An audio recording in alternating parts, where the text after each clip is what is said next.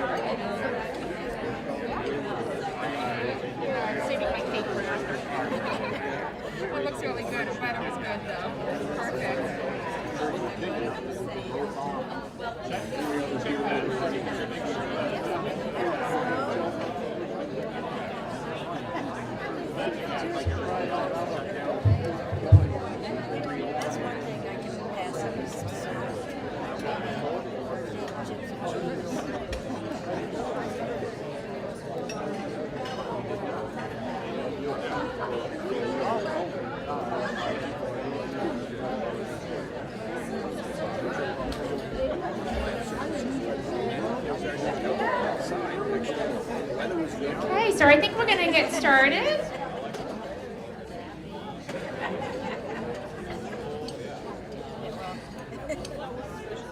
So good afternoon. I'm Stephanie Young, and I am the Executive Director of the 251 Club of Vermont. And I want to officially call our 66th annual meeting to order. Yeah, 66. Thank you for being here with us today, and welcome to those members who are watching the live stream of the meeting via Orca. We are glad that so many members have an opportunity today to join us, either in person or online. This marks my first meeting as Executive Director, or my second annual meeting as Executive Director, but my first in person. As we are all aware, last year we could not meet in person due to COVID, and we only met online. With the widespread availability of the COVID vaccine, we were able to plan this year's meeting as an in-person gathering, but also enhance the annual meeting by adding the live stream option for those who could not join us in person.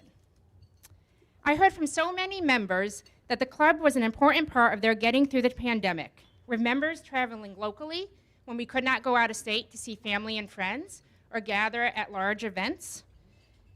This year, while we continue to grapple with challenges from the pandemic and the Delta variant, I know we are grateful and thankful to be here in person today. During 2021, we continued to hear from many of you about your 251 adventures. From the high school senior who joined our club when his school went remote and he finished his quest, to a member who walked across the entire state and was also featured in the last newsletter, to friends who completed their quest on motorcycles and made sure to stop for ice cream along the way, and other members who completed their quest with their partners, children, and even dogs as companions. We also heard from members who continue to come up with unique themes of how to explore the state, including visiting historical markers, taking a nature picture in each town that they go to, or visiting town offices or town clerk offices to get the inside scoop of where to go. And I actually just spoke to a member who is doing that at today's meeting. As Executive Director, I enjoy so much hearing your stories about the unique journeys through our state. At this meeting, each year we also report on the club's accomplishments and important developments. In 2021, the club continued to have a strong membership base, with new members joining us, some of you who are in the room today for your first annual meeting, and also members renewing. Thanks to your support through memberships and 251 Club merchandise purchases, and your attendance here today, either in person or virtual, the club is in a strong financial position to continue to grow and provide value to our members. This year, the 251 Club of Vermont also was faced with a challenge related to our website. Earlier this year, we found out that we had to move our website to a new platform because the platform we had been using was no longer supported. I know many of you have grown accustomed to the old website, but we had to take it down and we had to build a new one. The good news is we were able to get our new website up and running with minimum downtime during the transition from the old site. As a small nonprofit, updating the website and moving to a new platform has been a significant undertaking for us. We continue to make improvements and appreciate your patience as we continue to work on the website and make it as user-friendly as we can for all of you. As much as we love visiting towns and cities in Vermont, we also love talking about the 251 Club. And I imagine all of you are having some great conversations at your tables talking about your journey. The 251 Club has been featured in several articles and podcasts in 2021, including Happy Vermont and WDEV's Vermont Viewpoint. We've also been featured in 7 Days earlier this year, and we will have an upcoming article in the fall edition of the Vermont magazine, which has generously donated a copy of their summer publication to all of you today. Members have also been featured in several news outlets in 2021, including the Caledonian Record and the Herald, and their retelling of their 251 stories and through their passion has motivated others to join. With all that being said, we would like to thank all of you again for your support. I would also like to thank our board of directors and appreciate their hard work on behalf of the club. Thank you, and if the board of directors don't mind standing to be recognized. Thank you to all of you.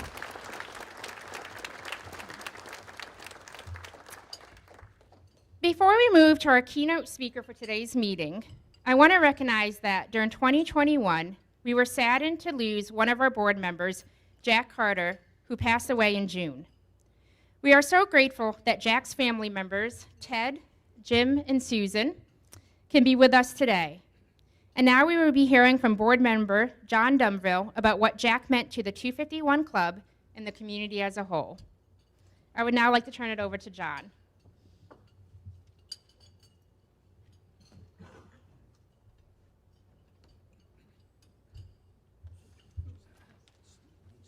This is one of these things I wish I didn't have to do. In June, Jack Carter of Waterbury, a board member of the 251 Club, passed away peacefully at home. The world needs more people like Jack.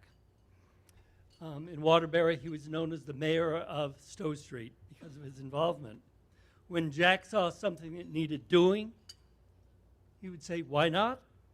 and would gather people together and do it with perfection. He was a true community builder, and he made whatever he do fun and educational. Jack never did anything halfway. Jack was born in the Connecticut town known as the birthplace of Vermont, and I don't have to say the name because 251 Clubs would know what town that was. And after attending St. Michael's College, he moved to the Big Apple to enter the retail business before returning to Vermont's big city on Lake Champlain. Shortly thereafter, he and his lifelong partner, Ted, moved to Waterbury and founded the Stowe Street Emporium and worked tirelessly and successfully to revitalize the town. Jack was chair of the 251 Club and as a plus member, visited every town in the state. He was a true lover of history, especially Vermont history, and had the talent and ability to bridge the gap to make the past relevant for today. He served on many boards and commissions in Waterbury. He was the ever-quiet showman. He was a popular tour leader at the Vermont State House. At the time of his passing, he was co-chair with the Friends of the Vermont State House and worked hard to expand the diversity of the State House collection. He was especially proud to lead the challenge to commission an oil portrait of Alexander Twilight, the first African-American man known to have earned a bachelor's degree in a college American university, and to serve in Vermont as the first African-American legislator before the Civil War. Jack amplified what it meant to be a community leader and was proud to be a Vermonter. And we miss him as chair of the Friends of Vermont State House and the 251 Club. He would do anything to help people. He's a great man. Thank you.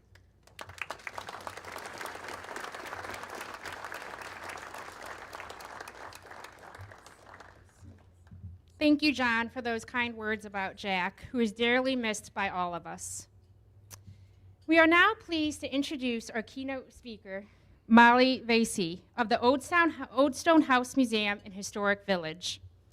As many of you may have read in the Summer 251 Club newsletter, the Old Stone House Museum and Historic Village is located in Brownington, Vermont, and helps tell the story of that region and Alexander Twilight. My children and I had a chance to visit the Old Stone House Museum in the summer of 2020 in order to check off Brownington from our 251 list.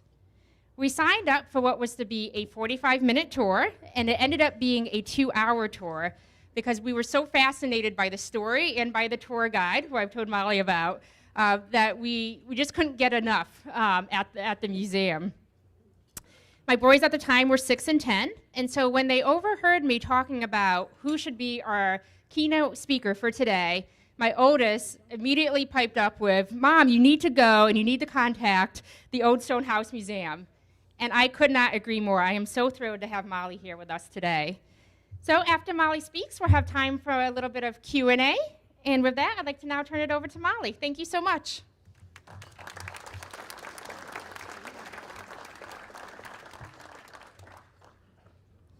Thank you so much, Stephanie, for that warm welcome. Hello, 251 Club of Vermont members.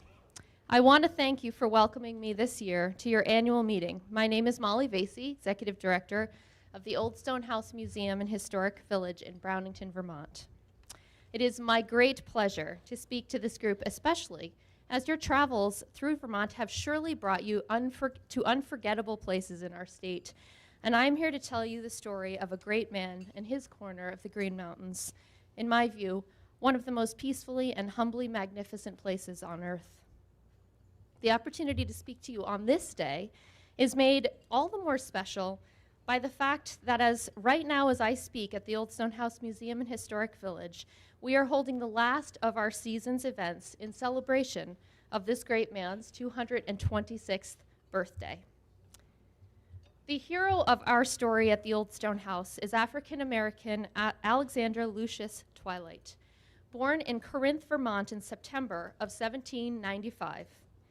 Mr. Twilight was born into a mixed-race family. His father, Ichabod, was of African-American descent, and his mother, Mary, was white. At an early age, Mr. Twilight was indentured to neighboring farm families, working his way through his primary and secondary educational years. With determination and sharp intellect, he earned his way into Middlebury College as a third-year student. He was matriculated in 1829 and graduated from Middlebury, becoming the first person of African-American descent to have ever graduated a United States college. After a few short-term teaching positions in Vermont and New York, and meeting his lifelong partner and wife, Mercy Ladd Merrill, the Twilights settled for good in the somewhat newly minted town of Brownington in 1829.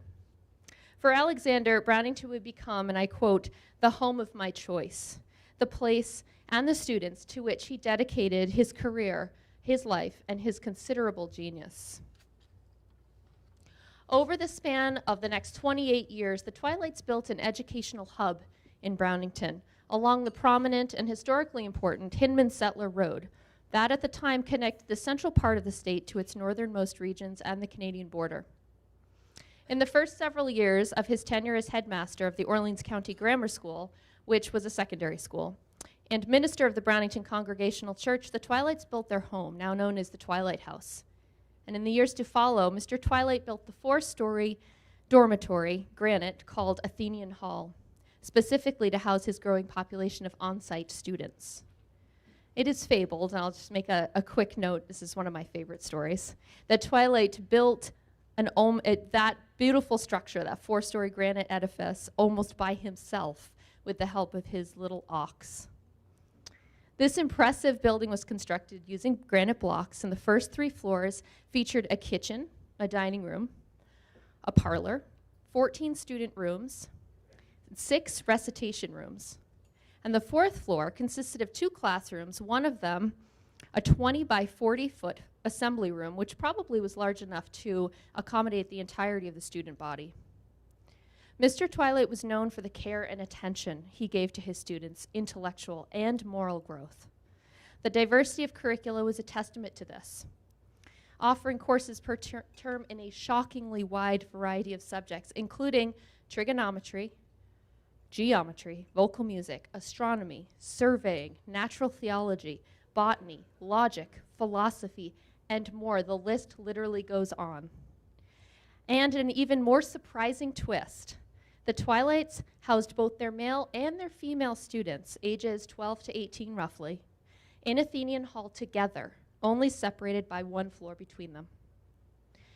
While we're not sure how Alexander Twilight portrayed his own identity, we know his students often described him as, quote, bronzed or swarthy. They also recounted him as a strict but mirthful teacher, always appreciating a good rouse. All these factors made for an extraordinarily progressive model of education for the era.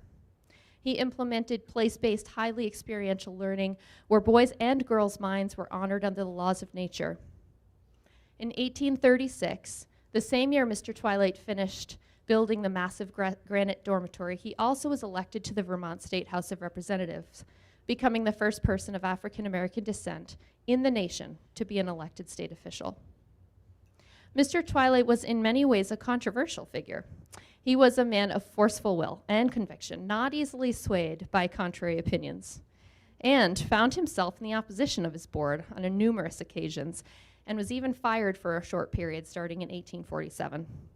During this hiatus from Brownington, he started a new academy in Canada before being invited to return in 1852. He died only a few years after returning to Brownington. Through the omniscient lens of retrospect, there is no doubt that Alexander Twilight made an impactful contribution to our history.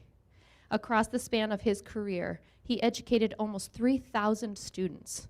Almost 1,000 of them were girls. His students would go on to achieve their own major contributions, both countrywide and locally.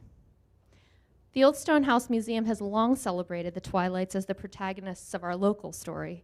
Their focus on academic and spiritual study infused many generations of Vermonters. Not having any children of their own, the Twilights didn't pass on a familial legacy, but they certainly left a physical one. Now it is the historic village, a bucolic compilation of 8 historic buildings and 60 green acres in the heart of the NEK. Twilight's amazing 4-story dormitory is now used as our museum, where we exhibit and interpret collections from in and around Orleans County. Alexander Twilight and the students who passed through his halls also left behind an undeniable and almost palpable energy that continues to drive our work to this day. On Juneteenth of 2020, as a result of a collaboration between our museum and local representatives, a concurrent resolution was passed by the Vermont State Legislature, naming Alexander Twilight Day on September 23rd, his birthday. That day each year is now regarded as a statewide day of recognition of this remarkable Vermonter. Shortly after, a letter from Congressman Peter Welch was entered into congressional record, recognizing the same. As a result of this statewide proclamation, the Friends of the State House, as you heard intimated recently, commissioned an artist to paint the portrait of Mr. Twilight to grace the halls of our beautiful State House forever. The Old Stone House is proud to have begun this long overdue acknowledgement of Alexander Twilight, one of this state's most admirable leaders. We now use 3 words to inform our mission: preservation, inspiration, and education. Alexander Twilight inspires us to use these 3 platforms to explore the diversity of our own local history, other inspiring individuals from diverse backgrounds, and their contribution to our collective progress. Our educational programs now reach over 700 children and an equal or greater number of adults annually. We try to honor the legacy of his progressive, hands-on, and experiential learning he left to us, and in the very same places he called his home 226 years ago. Today at the Old Stone House Museum and Historic Village, we are celebrating his birthday and making a renewed commitment to the stories of diversity like Twilight's through our area's history.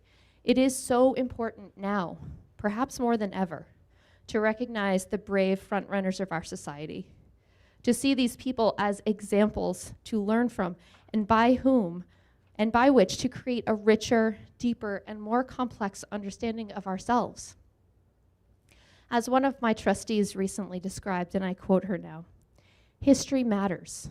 Our understanding of the past helps us to face our future. We have to look for ways of teaching hope." When you arrive at our historic village in Brownington, you will immediately understand the hope that perennially springs from our local histories. The places we come from and the places we live, and the great people like Alexander Twilight who paved the way.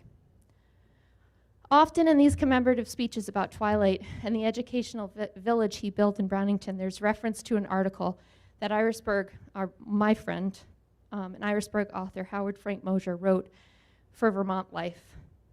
I have tried to think of other ways to describe the force of the quiet wellspring of history that is found there, but I have never found a better expression than Mosher's words. And let me quote him now. "I like the way the stone house still looms upon that hilltop, where the wind blows all the time. There it sits, unshaken and monolithic, as I write this sentence, and as you read it, every bit as astonishing today as the day it was completed. What a tribute to the faith of its creator, the Reverend Alexander Twilight, scholar, teacher, preacher, legislator, husband, father away from home, to nearly 3,000 boys and girls, an African-American and a Vermonter of great heart, great steadfastness, and great vision, whose remains today lie buried in the churchyard just up the maple-lined dirt road from his granite school. In what surely was, and still is, one of the last best places anywhere." It still gets to me, sorry. I think that it gets to me every time because it is so poignantly true. There's not a better expression to describe the place and the person. With that, I open up the floor to a Q&A. Is there anything you would all like to know more about Twilight or anything about our village? Yes, sir. First of all, I want to mention, my wife and I visited your establishment and the stone house, and it was amazing that whoever was in charge that day said, "There's a stone house, just go ahead and visit." There were no signs, "Don't touch anything." Every room was more interesting than the last. It's a fabulous place. That's my plug. But I did want to ask you mentioned this vast array of academic courses that were offered. What I'd like to know, in addition to Mr. Twilight, who was the faculty? Were there other instructors, and where did they come from, and what did they teach? Sure, so Twilight was indeed a genius and could certainly teach an array of, especially science, technology, math. So if we're talking about like contemporary education, then we've got the STEM and STEAM-related tools that educators use today. Twilight was doing all those things. He had an electromagnetic machine. He was doing vacuums in a bottle to do experimentation on air pressure and so forth. He was really cutting edge when it came to science and math. But he would hire out certainly for things like vocal music. And especially he was at one point pressured by the board to hire a female teacher as well to kind of accommodate and make sure that the female students' needs were being met as well. So he had on staff anywhere from 2 to 5 other people during per term. And in the busy ones, he may have more. Other questions? Yes, ma'am. What was the tuition? That's a great question. It's hard to compare. So, it was dollars and cents in that era, but it was probably comparative to, a fairly high-scale private school in our contemporary times. So, you can look back on the syllabus and it will say, $5, it was per course, $5 and some odd cents per term or whatnot, and then you could choose your course syllabus as well as a student. So you could take vocal music and astronomy one term, and then choose from another subset of courses the next, and you would pay per class. Yes, ma'am. Will you be holding the Brownington Day in 2022? The Old Stone House Day? Yes. Yes, we did this year again in person, which was great. We missed it in 2020, and yep, we plan on doing it in 2022 as well. It's always about the second Sunday of August. And just so you're aware too, I did leave a bunch of materials out on the tables in the entryway. There's a 2021 season calendar and schedule that is, our last event of the season is happening right now. So we have virtual offerings all winter, but the season will open again in May of 2022. Yes, ma'am. Yeah, I'm from Bennington County and originally from Connecticut, and I still think of myself as a Connecticut resident. And I've been mentoring several, the words you have to be so politically correct what you say these days, underprivileged or students that are learning, processing, as they say, in different ways.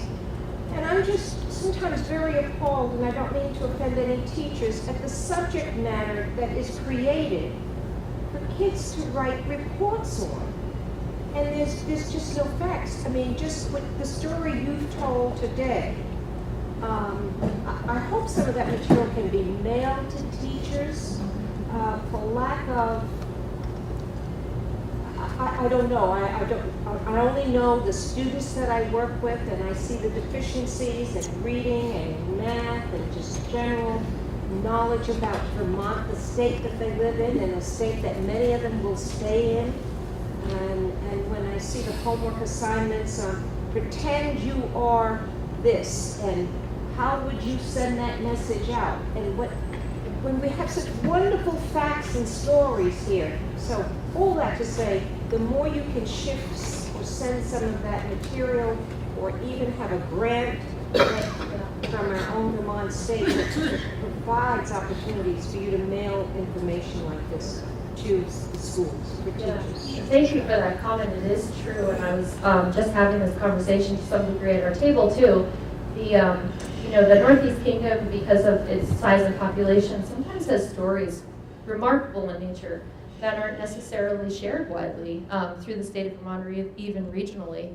Alexander Twilight's starting to make his way into a statewide story, which is wonderful. But how many others, and that's what we're committed to right now, how many other stories of diversity or wonderful leadership that's in our own region's history that we can now explore and celebrate as part of our exploration and celebration of Mr. Twilight. But yes, thank you. Just one more comment. Yeah. His story also, you read the life history of Frederick Douglass, Right. slave.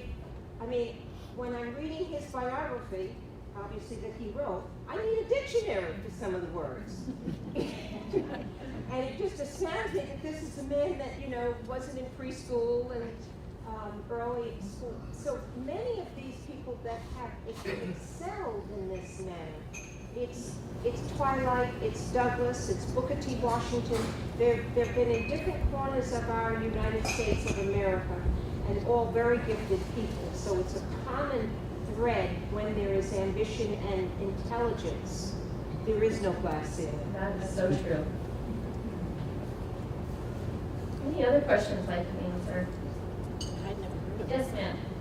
Yes, thank you. As an alum of Linden State College, there are two names from that campus I encountered when we visited Brownington on our 251 quest. One is Alexander Twilight, whom he spoke so eloquently, but the other is Samuel Reed Hall. Would you say a little bit about him, please? Yes, so Samuel Reed Hall refers to, so Twilight built this educational hub in Brownington, and there were other contingent stories that came out of that era and that kind of unbelievable progressive educational facility that kind of sprung up there. Samuel Reed Hall was a contemporary of Twilight's. He lived, and we now take after his former home. We use it as an Airbnb actually on site. Samuel Reed Hall House. He lived there, and he also started during the same era as Alexander Twilight was teaching in the grammar school. He started the first teachers program nationally, a formalized teachers program. So many of the female and male, but female students that came out of the Orleans County Grammar School who were bound and destined to be teachers themselves may have gone on to study under Samuel Reed Hall as further teachers program. And so another really interesting factoid about Samuel Reed Hall is that he really contemporized or mainstreamed the use of the blackboard in the American classroom. There are other great stories as well that kind of come out from the hub, the wheel and the spokes from Alexander's core story, and he's one of the most amazing ones. Thank you. So yes, So ma'am. much for calling Vermont a white state. It's so silly. I always say, consider Wyoming. Great question.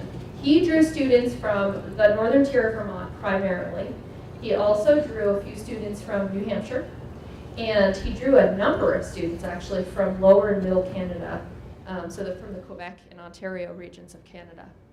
So he had quite a draw. His magnetism, especially before the days of social media or really quick communication, that's a pretty amazing feat.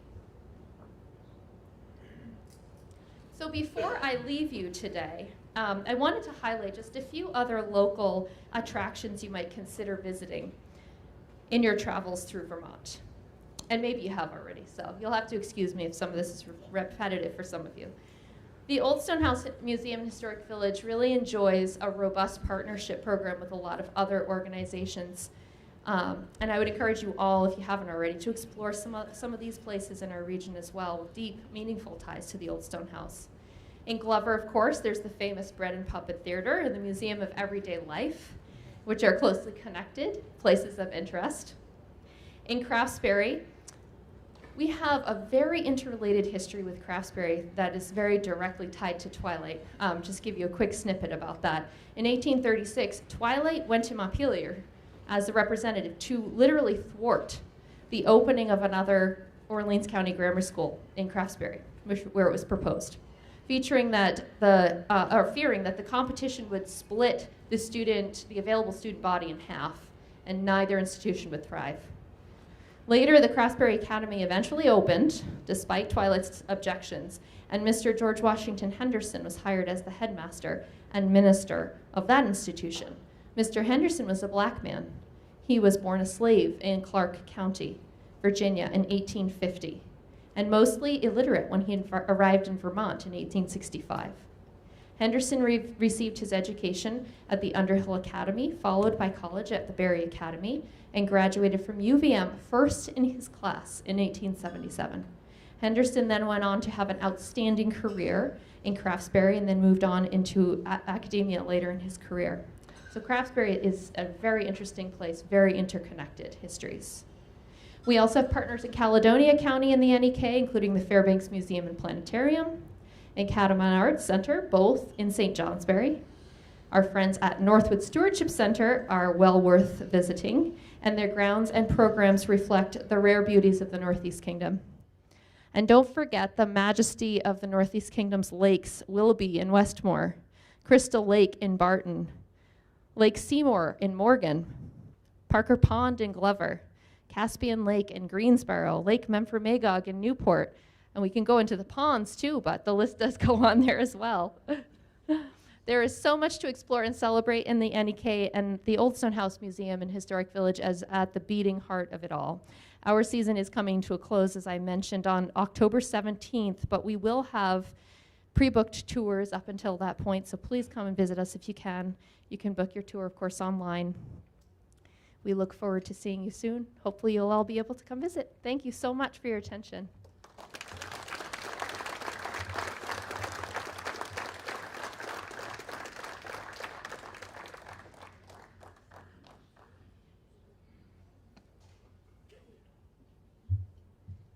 Thank you, Molly. That was amazing. And I think for members who haven't made their way, you will be seeing them very soon. That was very inspiring. And I know my family and I will definitely be back. And any information Molly sends our way for the 2022 season, I will be sure to send out to members too, so that we can come visit. Thank you so much.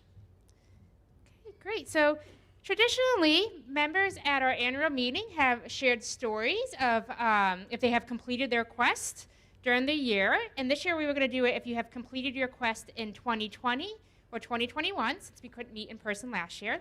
So if there's anybody that wants to share a story right now, I can go ahead and pass the mic to you. I can come to you so you don't have to get up. If anybody want to share any stories from completing their quests the last 2 years? Anybody at all? Does anybody want to share a memory of something they'd like to share from visiting a town in 2021, either a favorite place that they've been to, that they think other members should know about? You want me to come down to you, Brenda? You come up here? I just heard the other day that the spiderweb farm in Williamstown is back open again. I don't know how many people are familiar with this, but if you've never been to a spiderweb farm, again, and what they do is they grow spiders. They figured out a way to make grow spider webs in frames, and they paint the webs and put them on plaque. It's very hard to explain. It's one of these quirky Vermont things that is just wonderful. And I don't know their hours. I don't know how often they're open. But if you're in Williamstown, you have to see the spiderweb farm. Thank you, Brenda. Anybody else? Oh, and I will bring the mic to you if you don't mind, just so our live stream can also hear us. There you go. Thank you. I just wanted to add to Wally's list of sites to see in the Northeast Kingdom. If you haven't been there, everybody should go to the Haskell Opera House in the library in Derby Line. I'm not sure if they're open right now just because of the border situation, but when things are better, everybody must go to the Haskell Opera House. It's one of my favorite places, not just in the kingdom, but in the state. Thank you. I know that's on our list, my family's list to go visit. Anybody else would like to share any memory from a 251 trip over the year? Great, I will come back towards you. I don't need it, I can talk loud. Okay, great. Just, Wait, do you mind, just because we have the live stream going too, so our members at home can hear us. Great, thank you. Just a word or two of wisdom for those of you who have visited some of the towns where nobody lives and you can't get to them. There are a few in the NEK, and I was very surprised to find, I think it was Arlington, I'm not sure, in far southwest, another town where nobody lives. But if you're having trouble getting into places like Warner's Grant, Lewis, some of those places way up in the NEK, contact the Department of Fish and Wildlife. They have maps that they can send you and instructions on what dirt roads to drive up and how far you have to walk before you realize that you're in some of these really obscure places. And believe me, watch out for the mosquitoes. Be sure to go in the fall, but these places are really worth seeing. And nobody's there. Thank you.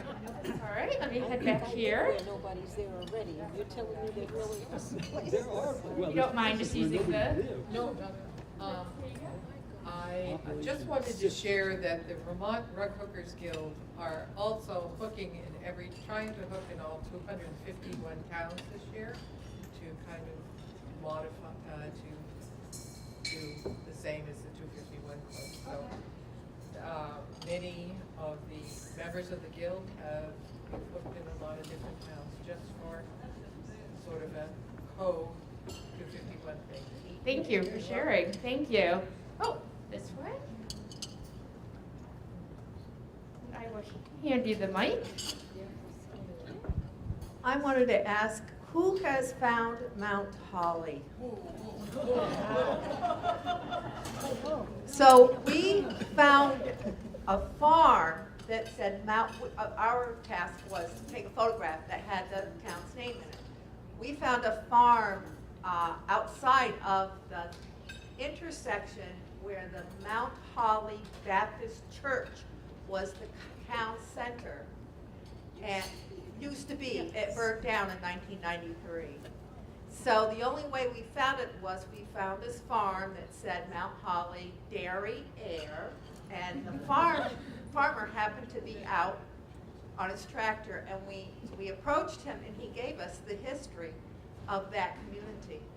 I had two questions. One is, there are some towns that we pass through that are not on the list, and I wondered why for that. And then I also wondered why White River Junction and Bellows Falls are not on the list. So first with Mount Holly, and I'll step back here again. So all of you will be receiving the fall newsletter in a few weeks, and the woman that we are highlighting, remember, she writes the Happy Vermont blog, and she actually just did a blog post on Mount Holly too. So, with you. Oh, excellent. So you can learn more about Mount Holly by going to her blog, and we'll have an article. some of the towns that you would think would be towns are really villages. I shouldn't say they're villages within the town, and that's why they're not on the list. But that's part of the fun too, is trying to figure that out. And I know I'm always happy if you have a question about why it's a village isn't on the list, reach out to me. And But Bellows Falls is practically a city. yeah, I think it's the, what was it? In Rockingham, and we understood that there were these surrounding towns Right. that make up that region, as well as for White River Junction, because Heartland's in White River Junction. Right, and Bellows Falls too, I remember when we went to check it off. We were surprised as well, but, right, the explanation here, that's part of the fun. Thank you so much. That's when you know there were arguments. You made me get up. So, Mount Holly, the village is Belmont. People come to Belmont and say, well, where's Mount Holly? We have Hillville? I mean, you people know. Rutledge, Hortonville, Tarbleville. I mean, you know all these places. So next time, come to Belmont. I'm the mayor. My father was the mayor. He was postmaster and had the store, so we grew up looking. So come to Belmont. I've been on the historic society for 42 years. I'll give you a village tour, a town tour, a cemetery tour. You get it. And we're now the home of Vermont's terrestrial fossil. We're co-fossils with the shallot whale. We have the Mount Holly mammoth tusk on permanent loan from the University of Vermont. And I'm sorry I have to get up and say something, but when you're talking about Mount Holly, you were in North Mount Holly, a couple churches have burned there, but you really need to visit the village of Belmont.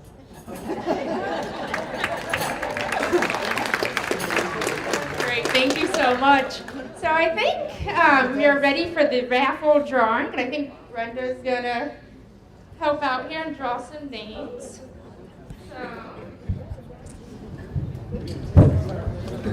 So before we do the raffle drawing, I just wanted to thank the businesses who donated the raffle items, and also the members and businesses who donated for the silent auction as well. And give a special thank you to board member Huey Norton, who put a lot of effort and time organizing the silent auction. And I think he's in the other room, but thank you to Huey as well. So for the raffle, we have 2 passes to Hodine, the Lincoln Family Farm. If you haven't been there yet in Manchester, it's a wonderful place to go and learn the history of the Lincoln family. We have a Martha Stevenson print of Bennington that is a framed limited edition signed and numbered. And Martha Stevenson is also a 251 Club member. I don't think she could be here today with us, but she donated the framed limited edition. And then the gift basket from the Hearth and Home Country store, which was donated, Hearth and that was donated to us as well. So thank you to them. And then, of course, thank you to everybody who bought tickets for the raffle, donated to the club, and auctioned, and for being here as well. You ready, Brenda, for your? I guess. Okay, so first we're going to draw for the for the 2 passes to Hodine. So. I draw my own name. Oh, I don't. All right, just one little. Just one. Here we go. Do you want me to? Sandy Monty. And hopefully, great, thank you. 2 passes to Hodine. Thank you so much. And if you go for any raffle winners, if you go to the silent auction checkout table, you can get your pass there. Thank you so much for buying raffle tickets. Okay. Next up is the Martha Stevenson print. Here you go.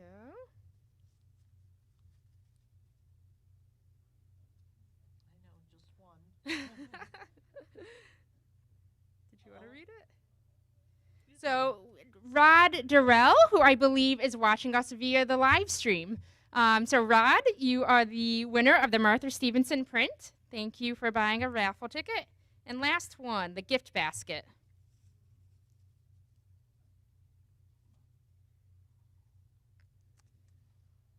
Okay. And Paulette Stotts, who is also watching online, I believe, with us. So thank you, Paulette, and you are the winner of the gift basket. And thank you again. So thank you. So this wraps up our 66th annual meeting. Please continue to share your stories. I love hearing from all of you. I love getting the emails of stories, when I can, featuring members in the newsletter too, or sharing it on social media. My favorite part of this job is hearing from all of you about your stories. So thank you for that. And of course, if you have any suggestions for the club, also reach out to me. That's how we can grow and offer more and more to all of you, our members. And I hope that next year we are able to meet again in person. This has been great, meeting in person and seeing everybody, and we'll have the live stream option next year as well. So thank you for being here, and I hope everybody has a great fall exploring Vermont.